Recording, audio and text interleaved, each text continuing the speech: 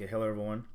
Okay, so if you wanted to identify your iPad model and use it for whatever purpose, turn your iPad and look behind it and look for the model number. So model A1701, for example. So if you see A1701, look through this list. By the way, I'm going to share this link in the description. Look through this link for A1701.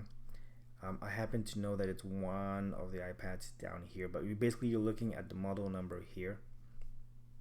So A1701, here it is. So A1701, and so that's how you know clearly that it's an iPad Pro 10.5 inch. You know specifically which one it is and even more information about it. So I'll share the link in the description, but I had a use for this and I thought this website was helpful. So if you have any questions, post down below and I'll do everything to respond to them. Thank you very much for watching. Take care of yourselves, and I'll see you next time in the next video. All right then, bye-bye.